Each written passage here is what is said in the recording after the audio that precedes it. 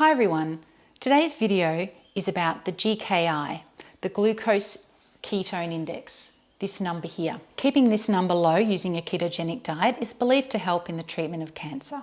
This is called metabolic therapy and I was able to maintain it while I was doing radiation and chemotherapy. Basically, it means cutting back on the fun stuff like carbs, sugar and alcohol. Now let's take a look at all of the foods Jason and I ate over the course of a week and how it affected our G.K.Is. On our first day of testing, we measured our G.K.I as soon as we got up. To help you wake up, your body produces cortisol. Cortisol raises your blood pressure and glucose. This is known as the dawn effect. You should wait at least an hour after you wake up before testing your G.K.I.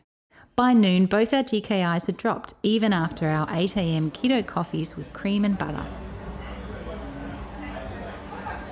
At 1 p.m, we had a lunch of eggs with brie cheese and sauerkraut along with a glass of kombucha. We tested again at 3 p.m, just before our dinner of homemade Mexican-style rump steak. At 7:30 p.m, Jason had a dessert of kefir and berries. The next morning, our 7 a.m. G.K.Is were very different. Mine was 3.9, but Jason's was a whopping 15.7. At 8 a.m, I had a pot of chai tea with butter and Jason had coffee with milk and a slice of quiche. By noon, Jason's G.K.I had skyrocketed to 19.4. Mine fell to 3. I was now in a high therapeutic level of ketosis. I had lentil dal for lunch and for dinner we ate steak, prawns and salad. On Monday, we went to the cafe before my 8 a.m. radiotherapy appointment.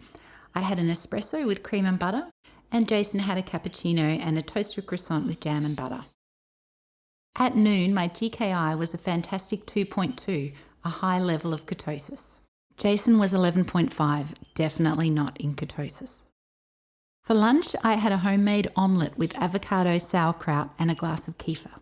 Jason treated himself to a beef sandwich, a can of kombucha, cappuccino and a slice of cheesecake.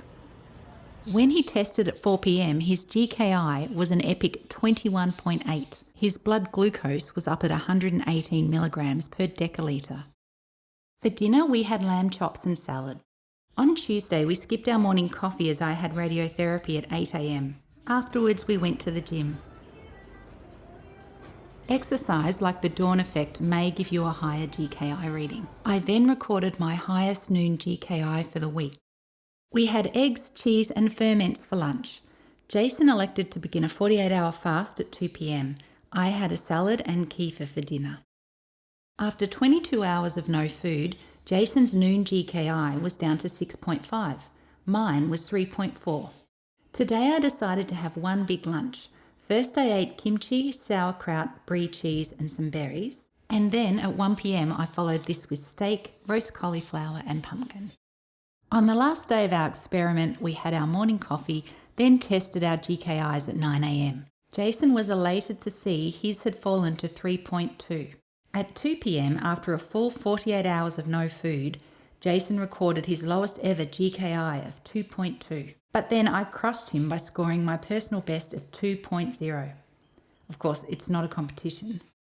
Thanks for watching. We got a lot out of this experiment and we hope you did too.